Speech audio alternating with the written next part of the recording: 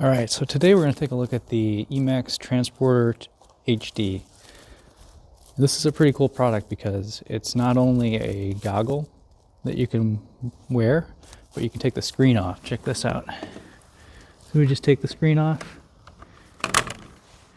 and now I've got a portable field monitor also. So to use it, you just take this and you pull it out. And there's kind of like a bellows in there, and it will extend out to the length that works for your focusing. Take these out and then throw this on. And the field of view is pretty big. I don't know what the exact numbers are, but I'm going to guess it's probably around 46, maybe 50 degrees field of view, 16 by 9. Which is a lot. I was pretty impressed with that.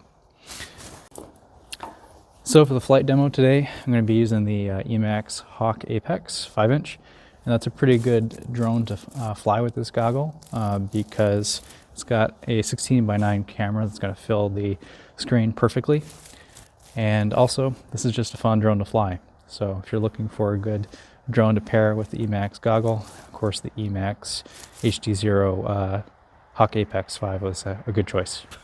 All right, this is for science. It's pretty cold out here today.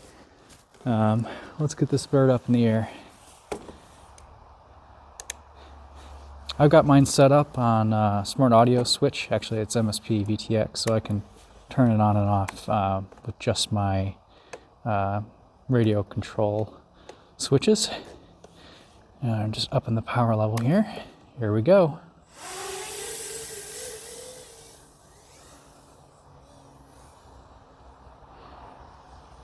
Signal critical. 16 volts. Looks pretty good. So this is a 2 antenna VRX. That means it's not going to perform the same as one that has 4 antennas. But as you can see here, flying outside in the open air, we're doing pretty good. Let's just take it over here by the parking lot.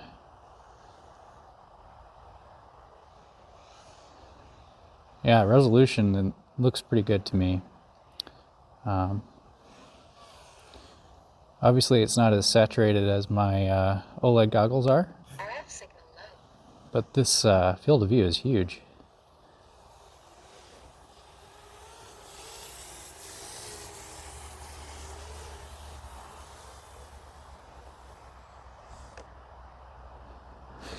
Oh no, shoot. Get back.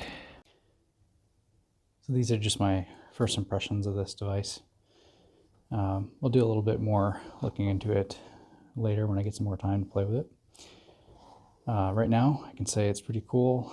EMAX tells me they're gonna have this going for $239, which makes it the most cost-effective HD digital FPV headset. And then of course it's got the added bonus of transforming